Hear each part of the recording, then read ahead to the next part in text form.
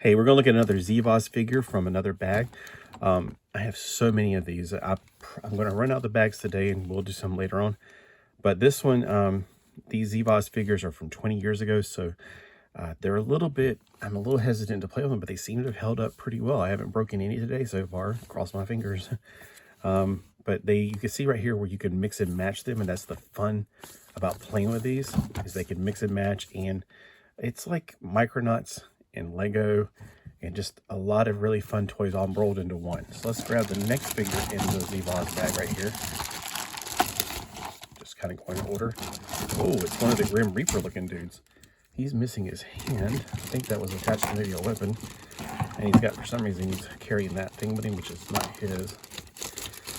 Well, I think there's only one other complete figure in the bag, and there's a lot of body parts. Well, we don't need to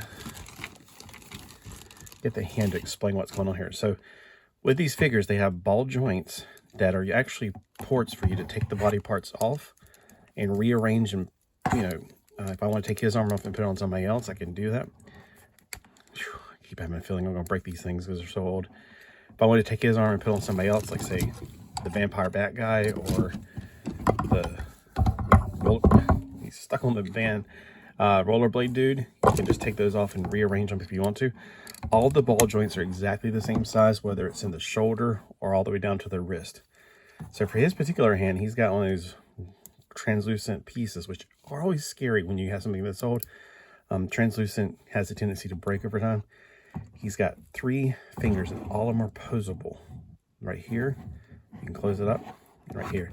If you want to put a weapon in his hand, and you're afraid that he won't be able to hold it, because even though these do grab pretty well, but they don't hold it steady as well, you can either hold it like this. I think it's like a crossbow thing. And for him, he's got a little thing right there, which is the exact same size as all of them. Like most of them have these grippy hands, like that. And you can just put it right there. So he's probably, his hand's attached to a weapon in this bag. I just haven't gotten to.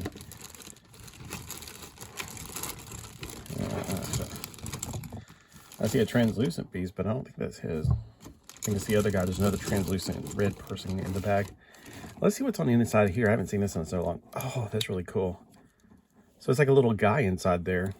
So it's almost like he's a mech within himself.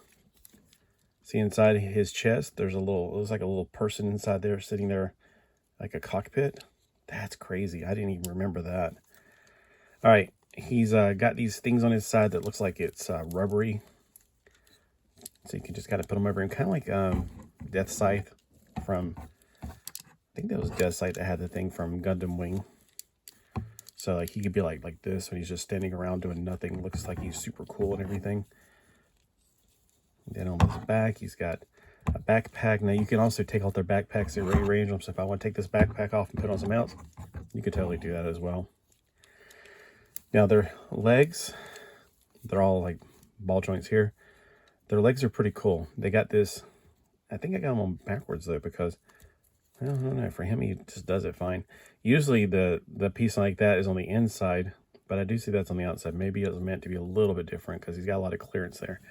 So when you want to stand them, you got a lot of help from the feet, the ankles. Those things, they ankle rockers, so to speak. They move forward, they move backwards. It's a great idea. The person who invented these things did a great job. So Hasbro, bring it back. I would love to get some more, maybe some different themes that you haven't done yet. Go wild with these things. They're fantastic. It's one of the best play toy lines I've ever seen in my life.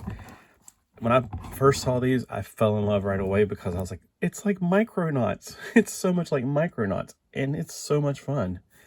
So if you haven't gotten these, I would check out eBay, because you're not going to find them at Target anymore unless somebody hid one and they forgot all about it. I worked at KB Toys back in the 90s, and when we moved to the new section to redo the storefront, you know, they were redoing modeling. Oh my gosh, we found stuff from the 80s in there. It was, and 70s. It's been there that long. I found like the Viewmaster reel from a Barbie, which I didn't know. Viewmasters, I didn't know they still existed. I don't even know if they did. From like the 80s, it was Barbie and the Rockers, because I was like, oh, well, they were like, you can have it if you want to. I was like, okay. I kept it, and then I think it fell apart because those Viewmasters, They were held together by cardboard. They had little plastic, like film that you looked at, you know, through your ViewMaster thing. That cardboard comes unglued over time. So, oh well, I don't think I have it anymore. But anyway, this is a pretty cool one. I like that color. It's a really different color you don't see quite often. Although I was just complimenting the back guy. He's got a very similar color, but his is much darker. And again, this is a toy line that if you like to rearrange things and make things interchangeable, this is a toy line for you. It's also around 6 inches, so I guess you could play with your Marvel Universe figures or Legends figures. I don't know. I never did that. I just think they're fantastic in their own universe.